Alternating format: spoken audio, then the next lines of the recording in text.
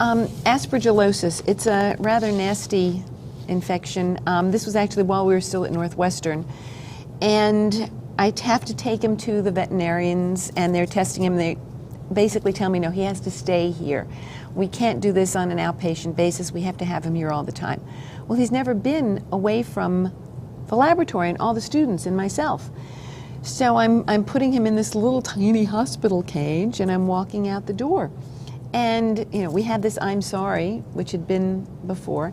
And also he used to say, like, "Want to go back," where if he was, on the back of a chair, he'd say, "Want to go back," meaning take me back to the cage, things like that. So here I'm walking out the door, and there's this pathetic little voice going, "I'm sorry, come here, want to go back," which, so I'm trying to explain to him, no, I'll be in tomorrow, I'll see you tomorrow, just like every day I tell you, I'll see you tomorrow, I will be back. And it was really difficult. Did he understand that, do you think? It's hard to say. It's hard to say. But initially, I don't think he believed it. But when I started coming back, every day I would, it was a nightmare. I was actually in the process of moving the lab.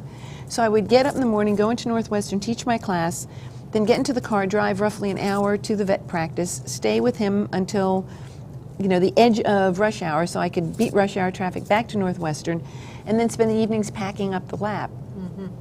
To deal with all this stuff and preparing for courses and writing the papers and things.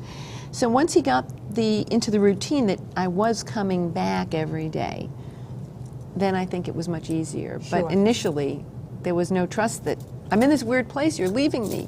It's like a parent leaving a child or or any pet owner having to leave their animal at the vet, which I have still refused to do.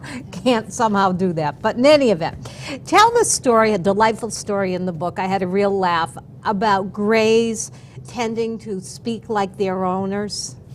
Oh, yes. I'm not sure which one you're talking about in the book. The but there kick your blank story. Oh, that was my friend. It was not Alex. Okay, this was not Alex. This is my friend Debbie and Michael Smith, who have a bird named Charlie Parker. And their bird sounds exactly like Michael. I mean, exactly. I was actually there in their house, and Debbie has Charlie on her shoulder, and she picks up the phone and says hello, and the bird says hello, and she says, no, you don't have me and Michael, you have me and Charlie on the phone, because the person at the other end of the phone will think it's Michael. Thought it was Michael.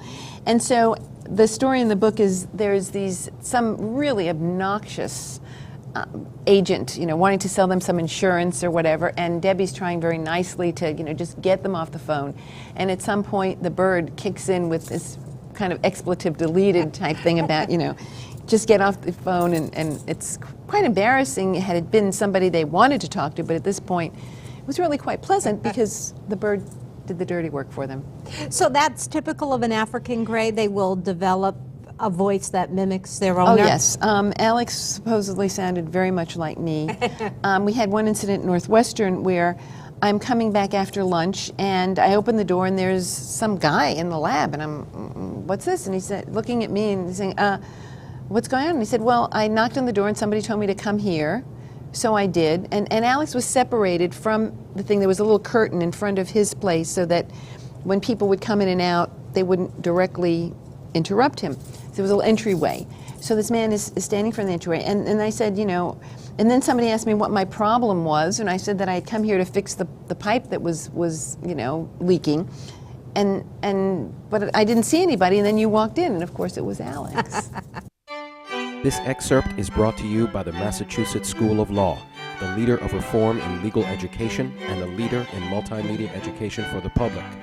To view the full interview and for a full listing of MSL's programs, log on to mslaw.edu.